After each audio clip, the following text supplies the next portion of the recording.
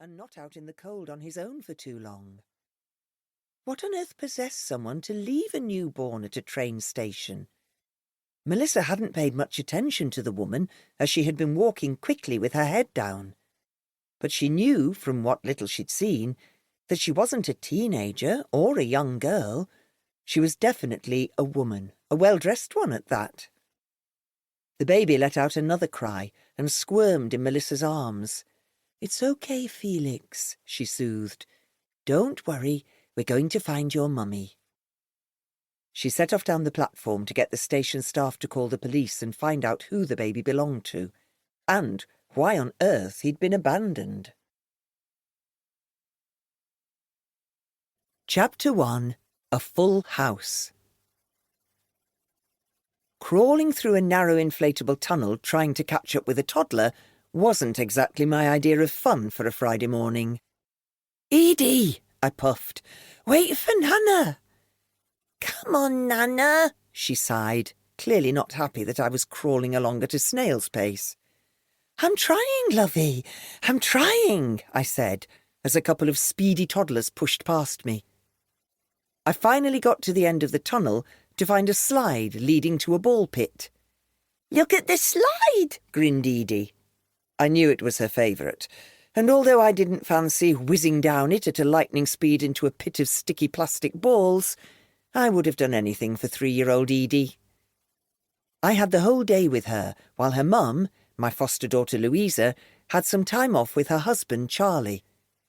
One of Charlie's cousins was getting married, and I'd said I'd look after Edie so they could relax and enjoy themselves. They were staying overnight in a hotel and coming to pick Edie up in the morning. Louisa was as close to me as any biological child could be.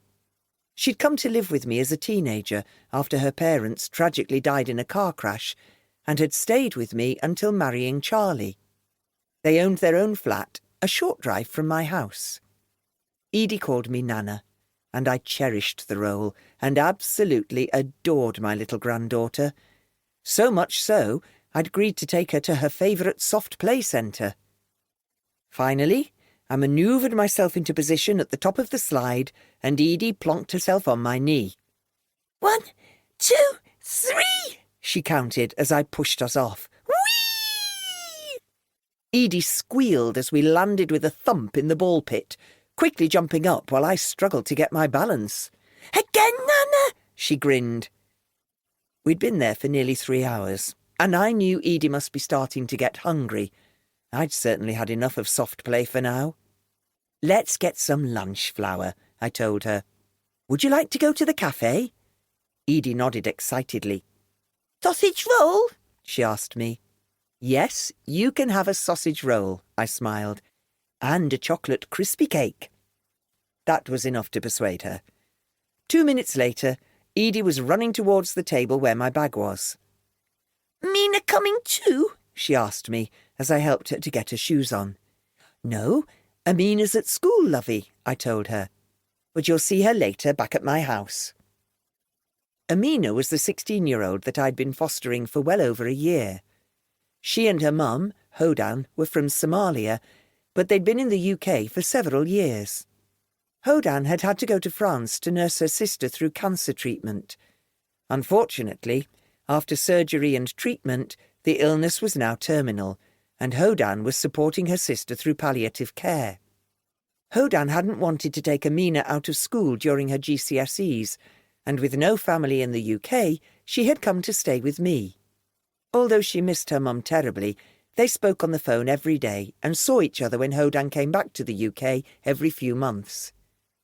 Amina was such a sweet girl. She always helped out with any other foster children I was looking after, and I'd grown really fond of her. "And you'll see Shola and Jordan too," I told Edie. She nodded.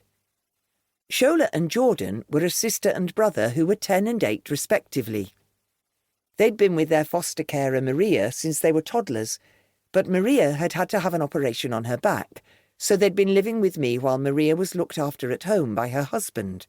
So, for the past few weeks, I'd had a very full house, as 3 was the maximum number of children that I was allowed to foster at any one time. I weaved my way through the... To keep listening to this audiobook, I've left you a link in the description so you can do it, at no cost thanks to Audible's 30-day free trial.